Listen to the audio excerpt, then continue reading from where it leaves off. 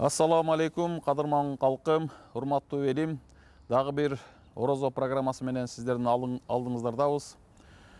Аалымдар пайгамбарлардын мураскорлору деп айткан улуу пайгамбардын сөзүнө кулак салып, аалымдарды сыйлагандар пайда табар. Бүгүн биз сиздер менен аалымдар жана олуялар тууралуу жалпы сүйлөшмөкчүбүз. Ушул теманын тегерегинде кеп козгоп берүү максатында атайын биздин куттуу студиябыздын коногу көрүнүктүү аалым Молдонадыр Устаз Асамудинов. Бүгүнкү күндө биздин устазыбыз Кыргызстан Ислам университетинин ага окутуучусу болуп эмгектенип келе жатат. Устаз, биринчиден элибизге кайрылуу жасап, ушу Орозо айы менен куттуктап койсоңуз. Бисмиллахир-рахманир-рахим. Алхамдулиллахи раббил аламин.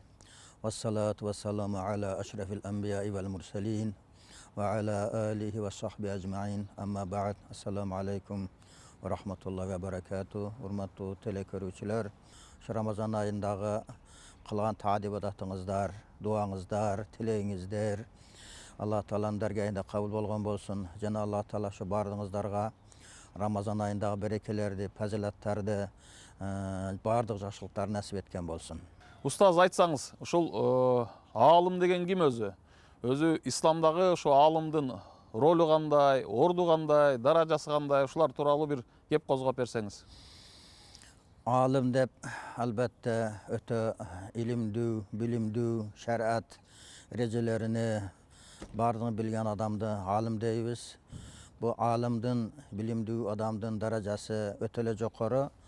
Бул жөнүндө Алла Таала Кур'ан-ы Керимде де айтып койгон. Estağfirullah. Ve yerfa'illahillezine amenu minkum vellezine utul ilme darajat.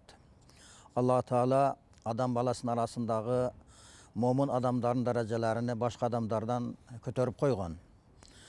Özgöçө ilimdүүлөрүн darajasını oşo momundan arasından öte bir köpdegen darajalarını kötörüp koygon. Бұл жерде мысалы алымдардың даражасыны даражат деп көптік түрде жамсығаста айтып атат. Бұл шыға дәлел болады. Алымдардың даражасы өте эле жокор экен. Мунун канчалык жокор экендигини, канчалык көп экендигини бир Алла Таала өзү айтып, өзү билбесе, биз бендеси ал даражаларды айтып, этегини жеткиришке ажыздык, алсыздык кылат экенбиз да. Ошондуктан Ибн Аббас разияллаху таала анху айтат: "Илил улама даража фаука даражатил муъминин би саб'i ми'ати даража." Ибн Аббас разияллаху анху айтат: "Алымдарга Алла Таала өтө бир көп деген даражаларды берген. Жөнөкөй момундарга караганда алымдардын даражасы өтө эле жокору. 700 даража жокору дейт. Ар бир даражанын арасы 500 жолчолук дейт да. Ана алымдардын даражасы жөнөкөй момундардын даражасына караганда ошончолук даражасы улуу болот. Эне мисалы 700дү 500 жылдык жолго көбөйсө канча деген алыстык болуп кетет. Кыскасы, алымдардын даражасы жөнөкөй момундарга караганда Алла Тааланын астында өтө эле жокору турат экен да. Пайгамбар саллаллаху алейхи вассалам да айткан: "Хайрud dunya wal akhira ma'al ilm." Бул дүйнөнүн жакшылыгы, ахиреттин жакшылыгы деле илим менен болот. Вашарафуд дуня вал ахира мa'al ilm. Бул дүйнөнүн шарапаттары, ахиреттин шарапаттары деле илим менен болот. Вал алимул вахид акбару мин жихатил фазл индаллах мин альфи шахид. Ошондуктан бир илимдүү адам Алла Тааланын астында шейитке, биз эми шейит адамды өтө бир улуу адам деп айтабыз.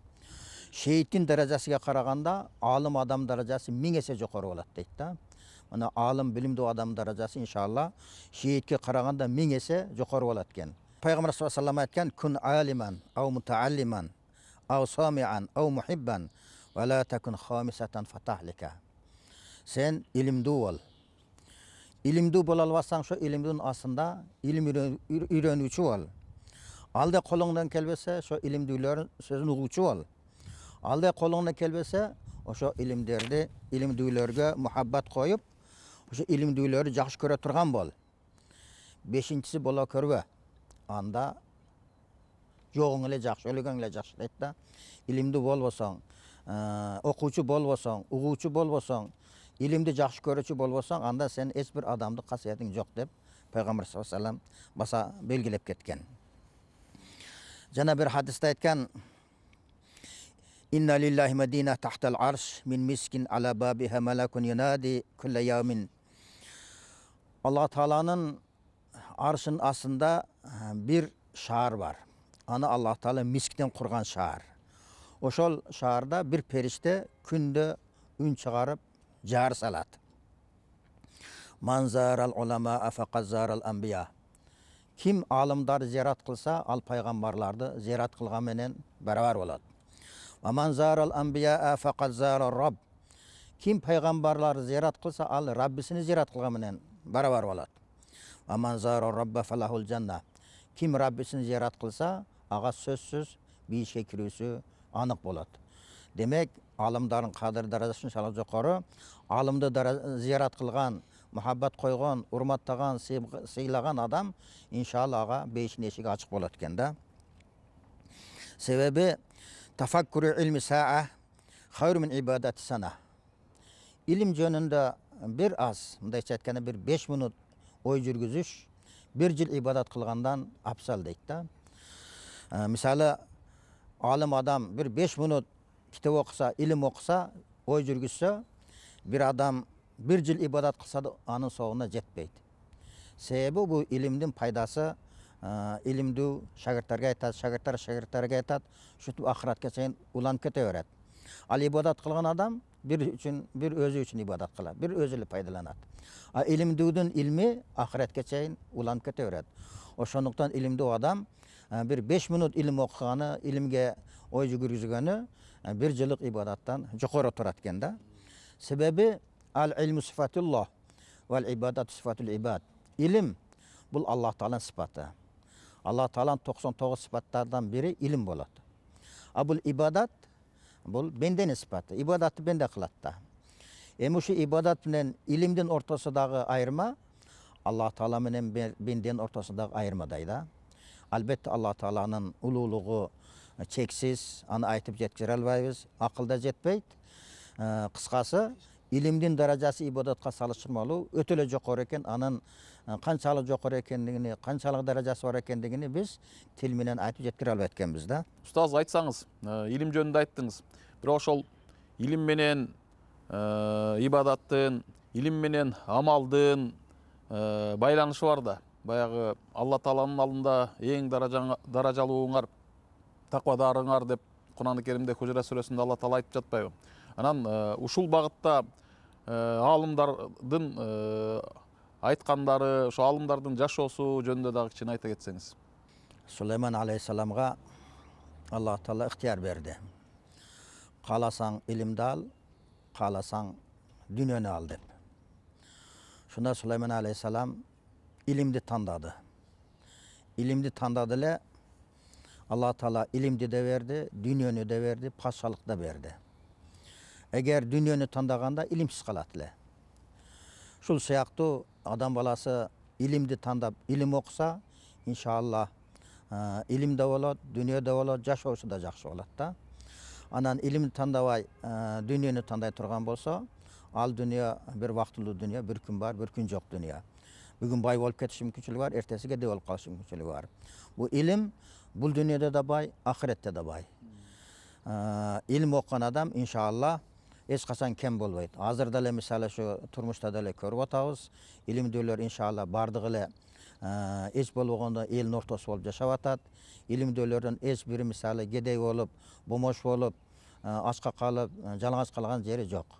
Bu sebebi Allah Teala ilimde özünü жақсы көрген bendelerge beret. Özünü жақсы көрген bendelerge bergenden keyin albatta ana açqa je жалаңaç taşlap koybaydı. Dünyadan da ahiretten de jardamını verip elge ülgü kılıp mana sizler de ilimde bolsaňar, alim bolsaňar, şunday sizlerin de rızkıňar жақсы bolar, jaşoňar жақсы bolar dep ülgü kılıp ilimdelerge albatta Allah Teala daim jardamı birge bolup turat da. Ustaz айтсаңыз, Пайгамбар саллаллаху алейхи ва саллям бизге үйрөткөн баягы уриду илмен нафиа деп пайдалуу илим сурагандыгы жөнүндө айтылат. Бул жерде ошо пайдалуу илимден максат эмне? Биринчиден, экинчиден пайгамбарыбыз ошол улама уирасатул анбия деп алымдар пайгамбарлардын мураскорлору деп атпайбы? Демек, алымдарга бергилүү бир жоопкерчилик жүктөлгөнбү? Алардын жоопкерчилиги, милдети, миссиясы эмнеде? Мына ушул жөнүндө да айта кетсеңиз. Albatta Payg'ambar sollallohu alayhi vasallam hadisinde aytib ketken kullukum ra'in kullukum mas'ulun an ra'iyati. Sizler bardığınlar koyçu misalsыңар. Her bir koyçu erten kıyamet günü şu kolasta koylardan жоғын берет. Қантып бақты, қантып қарады. Ошондой her bir alım ошол ilmini үйрөндү. Şol ilmiге қандай амал кылды. Misалы айылдын имамы болсо, ошо айылдагы адамдарга ошол кыямат күнү жооп берет. Ошолорго шариат кандай жеткирди, туура жеткирдиби, туура эмес жеткирдиби. Раян имам болсо, раяндагы элге жооп берет. Облус имам болсо, облуска жооп берет. Республика имам болсо, республикадагы элдин, мусулмандардын ошо шариатты кантип жеткирип атат, шариатты кантип жүргүзүп атат, фатвалар кантип чыгарып атат, ошол жөнүндө кыямат күнү ар бири жөнүндө мисалы жоопкерчилиги бар. Ошондуктан илимдүү адам өтө мисалы ошо окуган илмиге амал кылып, туура жеткирип, туура фатвалар чыгарууга тийиш да. Эгер илми болуп тургандан кийин ilmini jön tuğra пайдалана алса, дүниеге кызыгып, дүниеге карата мисалы маселе айтып же болсом фатвалар чыгара турган болсо, андай илмиге амал кылбаган болуп калат. Анын илми мисалы илмиге амал кылбаган адам ал шайтан сыяктуу. Шайтанда деле илим бар, бирок амал кылбай шайтан болуп калды. Илимдүү адам аз илми барбы, көп илми барбы, ошо билген илмиге амал кылыш керек. Айрыкса мисалы hadiste var alaykum bil atik dep biz ошол ilgerten kelgen eski ilmimizge, eski dinimizge amal kılışımız gerek. Fe innal hadise la yu'manu minal fitan deyt. Kiyini çıkan ilimler, kiyini çıkan kitaplar fitneden alыс emez. Kiyini çıkan kitaplar ya kiyini çıkan ilimlerge sözsüz ança koşulup ketişir mümkünçülüğü var. Şonun için жаңы китептерден, жаңы илимдерге караганда мурдагы байыргыдан калган аты бабабыздан эски илимдерди, эски китептерди, эски молдокелерди кармасак, ошолордун илимдерге амал кылсак, ошону өтө бир туура амал кылган болобуз да. Себеби Пайгамбар саллаллаху алейхи вассалам да айткан: "Хайр уммати фи карни." Менин үммөттөрүмдүн эң бир жакшысы менин кылымдагы үммөттөр. Сумма лазина ялаунахум. Андан кийин экинчи кылымдагылар. Andan keyin üçüncü kılımdagılar. Yani kança kılım paygambarga jakın bolsa, oşonçoluk al jakşı takvalı toora bolu beret. Paygambardan alыстаган сайын al fitne arlaşıp kete beret. Oşonduktan biz oşol paygambarımızga jakın ötken adamdardın dinini, sözünü, fatwasını karmap oşolarga bekem karmaşыбыз керек. Andan keyin çıkan ança ilimler bolsa, аларга көп кызыкпай, ошо мурдагы пайгамбарыбызга жакын болгон доордагы илимдерге биз амал кылып ошолорду бекем кармашыбыз керек да. Устаз, айтсаңыз, биздин элибизде аты илгертен эле ошо аалымдарыбызды, устаздарыбызды, молдолорубузду кадырлап, сыйлап, урматтап келген эмеспи? Бүгүнкү күндө ошо элибиз канчалык деңгээлде элибиз, анан жаштар ошо аалымдарыбызды, устаздарыбызды таанып билишет жана сыйлашат? Алымдарды, илимди урматташ, сыйлаш бизде иншалла жакшы. Себеби биз мусулман эл болгонубуздан кийин илгертен ата бабабыздан илимдүүлөрдү урматтап сыйлап келишкен. Ошол уланып кетип атат. Мисалы мен бир өзүмдү эле мисал кылып айтсам, мен ушул жаштыгымдан окуганмын. Şu 15-16 жашарымда жакшы эле сабат чыгарып калганмын илим жөнүндө. Ошол 15-16 жашта болсом деле аксакалдар бул жаш бала дебестен өздөрүнөн жокору отургузуп келген да. Ошол вактан бери мен мисалы төрдө аксакалдардан жокору отурам, азыр деле жокору отурам да. Эне бул шуга далил, мисалы бул кыргыз эли мисалы ошол илимди, молдокелерди, динчил адамдар өтө бир урматтап сыйлайт деген мен шунан түшүнөм да. Болбосо сен жаш баласың алы деп өткөзбөй койгон жери жок да. Şu жаштыгымдан иншалла şu аксакалдар катары аксакалдар менен чогуп отуруп, төрдө отуруп келе жатам да. Шунан түшүнүктүү болуп атат да. Бир канча ошо аалымдарыбыз өтүп кетти. Мына Казактан чыккан Абдугапар Усманов деген да болгон. Ошо Ош жергесинде окуп билим алып кеткен экен. Ошол кишинин дагы баягы мына кыргыздардан ушунчалык аалымдар чыгып атат. Ушунчалык көп сандаган молдолор, карылар Куранды жат кылган чыгып атат деп ошол мактап, кыргыздын баягы даражасын көтөрүп айткан жери бар да. Анан биздин ушул бул дүйнөдөн өтүп кеткен, өткөн жанагы оору мезгилинде да өтүп кеткен Садрин Дамла, Садрин устаз болду, казакебиз, аалымыбыз, Чубак Ажы Жалилов болду. Ошо биздин кадырлуу устаздардан. Анан мына кече жакында дагы ошол биздин Кыргызстанда эле эмес, Орто Азияда эле эмес, керек болсо ошо дүйнөлүк деңгээлде ошол шакирттери бар. Ошо биз сыймыктанган Ханефи мазхабыбыздын, Матуриди акыйдабыздын тиреги, түркүгү болуп жүргөн, жалпы мусулмандарга баягы дем берген, бир жагынан сүрдүү, бир жагынан айбаттуу, бир жагынан айкөл, даанышман ошо устазыбыз Молдо Сабыр Дамланы жоготуп койдук. Ошол киши менен сиз дагы мындай замандаш болуп, дос болуп, ошол ислам, ыйман, Курандын нурун жалпы мына илим билимин алып Кыргызстан жергесинде те кыйынчылык доорлордон бери жайып келдиңиздер. Ошо устаз жөнүндө дагы кичине айта кетсеңиз. Бул устаз Молдо Сабыр Дамла, бул киши менен биз жаштыгыбыздан ошо бирге чогуу окуп жүрдүк. Бир ожурада жатып жүрдүк, бир устаздан таалим алып жүрдүк. Акырга чейин мына азыр деле бирге жүргөнбүз. Ал кишинин ошол акылга киргенден баштап, балга жеткенден баштап ушу динге кызмат кылып келди. Өмүрүнүн акырга чейин динге кызмат кылды. Канча жыл окуса окуду, окугандан кийин дагы кайра отуруп сабак берүү менен алек болду. Өмүрүнүн акырга чейин сабак берүү менен өмүрүн өткөрдү. Бирок бул кишинин өзгөчөлүгү ушу өзүбүздүн салттуу динибизди, салттуу акыдабызды, Ханефи мазхабыбызды, Матуриди акыдабызды такыр мисалы кемейтпестен, көбөйтпөстөн бекем кармап, көкүрөгүн тутуп, колу чокту кармагандай кармап, колу күйсө да чыдап, сабыр кылып алып келип, акыры өзүнөн кийинки буундарга аманат таштап кетти.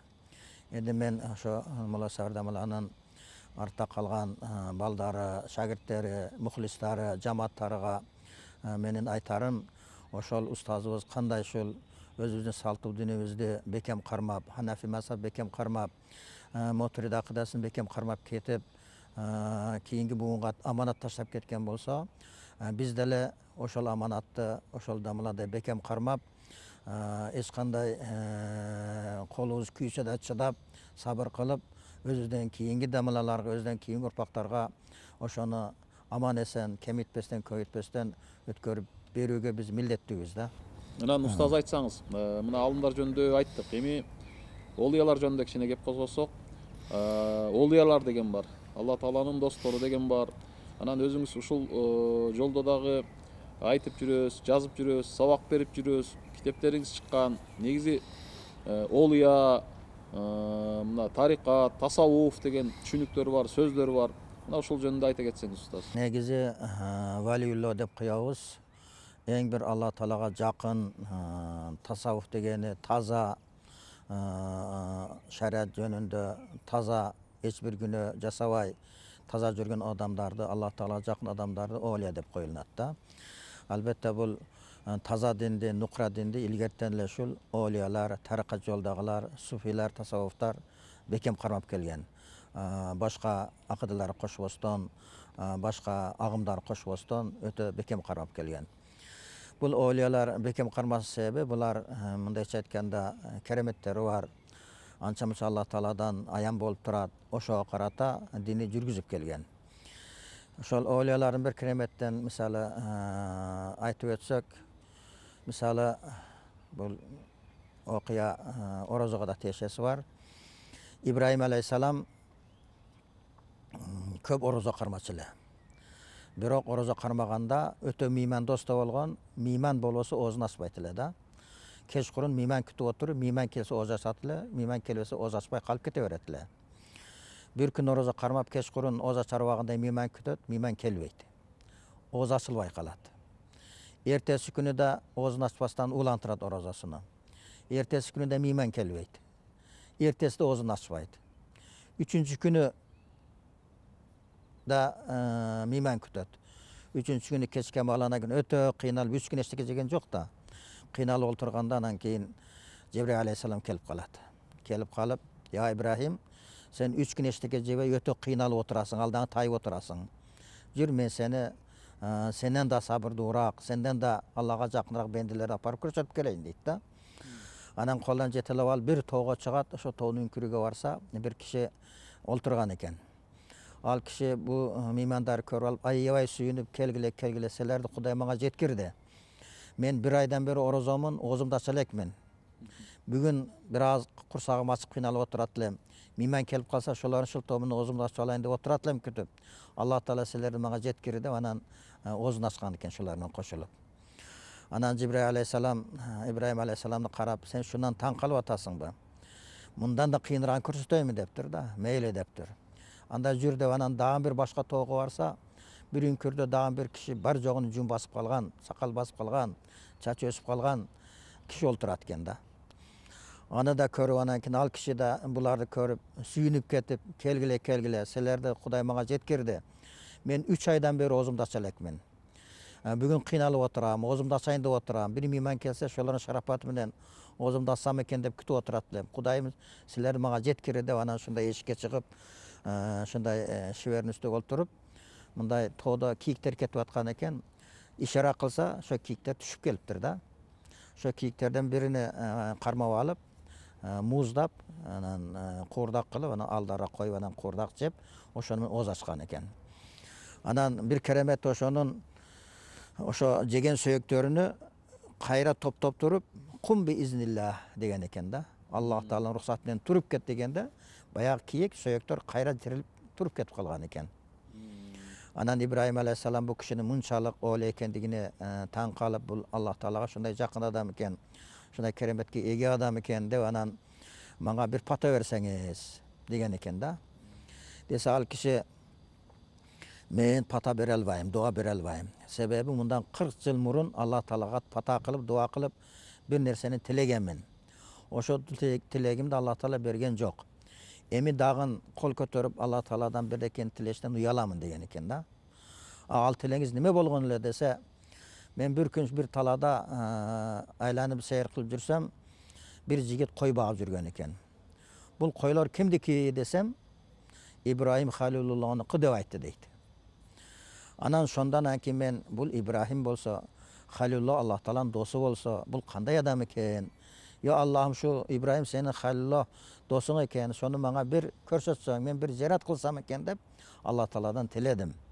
Bирок 40 yıl oldu men oşo tilegim kabul bolgon emes. Şonun için dagы men dua kılışga uyalam Allah Taala'dan degen eken da.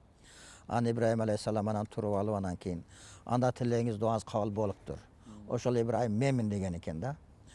Anan al kişi sүйүнүp turup anan kayradan kucaktap körüşüp ziyaret kılıp anan şo күнү таатыкча анан кийин мейман кылып чыгарган экен. Анан ошол кишинин сакал буруттарын кыскартып, чачтарын кыскартып, колдуктагы түктөрүн алып, башка ашыкча түктөрүн алып, жылмалап, таза кылып койгон экен. Ошонон анан бизге сүннөт болуп калды, сакал буруттарды таза кылып, чачтарды кыскартып жүрүш бизге сүннөт болуп калды дейт. Мына бул хикаядан бир эки үлгү алсак болот. Мисалы биз азыр bir gün orozа кармайбыз, өтө кечкурун кыйналдык деп, мисалы өзүбүзчө кейбиз. Илгери Аллах Тааланын оолия бенделери 3 gün, 1 ay, 3 ayга чейин эчтеке жебей жүрчү экен да. Ошолордун үлгү алып биз bir күндү, 2 күндү кыйналдык деп айтпасак деле болмок экен да.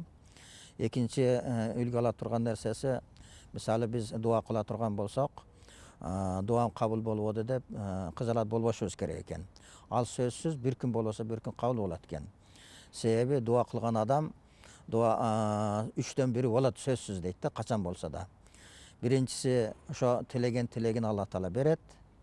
Экинчиси тилеги берилбесе да Аллах Таала ошо тилегичелик жамандыкты баштан кайтарат. Үчүнчүсү ошо тилегини сообуну кыямат күнү берет дейт да. Ошол себептен биз бир ан дуа кылып кабыл болуп атат деп кыжалат болбостон, акыры бир натыйжасы чыгат деп күтүп отура берсек, иншалла bir күн болбосо bir күн кабыл болуп калышы мүмкүнчүлүгү бар экен да. Өрнөктүү окуяны айтып бергениңиз үчүн биз сабак ала турган терең ыраазычылык, Алла ыраазы болсун. Негизинен аалым үчүн өзүнөн кийин ошол шакирт өстүрүү, китеп жазып калтыруу, андан кийин ошол дарс берүү, мына ушул иштер менен өзүңүз алексиз. Ушул канчалык маанилүү болуп эсептелет? Эми албетте мисалы илимдүү адам ошо илмини шагирттерге үйрөтүш бул милдет. Мисалы мен алхамдулилла жакшы эле көп эле шагирттер чыгардым. Мен ошо шагирттериме кайра рахматымды айтам да. Ошолор мени урмат кылбайбы, ошолордун окуганыга рахмат дейм да. Мен аларды мисалы мен урматтасын, сыйласын деп окуткан эмесмин. Мен ошолордун окуганыга сүйүнөмүн да. Себеби мен ошол алар окубаса мен илимди кимге айтам? Эч кимге айта албайм. Ошолор окуп, мен илмимди пайдаланып, алар дагы башкаларга окутуп кете берсе, ошолор илмиден соодо мага үлүш тие берет. Ошондуктан мен алхамдулилла Азирати Имам Азам рахматуллахи алейда айткан. Мен качан дуа кылсам, биринчи устазыма дуа кылам, анан өзүмө дуа кылам, анан шагирттериме дуа кылам дейт да. Мен де алхамдулилла ошондой качан дуа кыла турган болсом, устаздарыма, анан өзүмө, шагирттериме да дайым ошо дуамды шер кылып турам. Себеби ошол шагирттер менен илим окуду, мен ошо илимди үйрөттүм, мен ошо илим үйрөткөнүмө мен ыраазымын. Ошол илим окугандарга мен өзүм кайра рахматымды айтамын да. Чоң рахмат. Буюрса ошо устаттан шакирт өтүптүр деп, өзүңүздөн дагы өткөн шакирттериңиз чыга берсин. Ошо ислам акыйкатын, Курандын нурун дүйнөгө жая берсин. Бар болуңуз. Аалымдарды ардактайлы, сыйлайлы, орозодо көп жакшылык жыйнайлы. Буюрса ошол берекелүү, касиеттүү, фазилеттүү 11 айдын султаны болгон ороз айында дагы көптөгөн жакшылыктарга жетели. Бар болуңуздар. Туткан орозолоруңуздар кабыл болсун. Ассаламу алейкум ва рахматуллахи ва баракатух.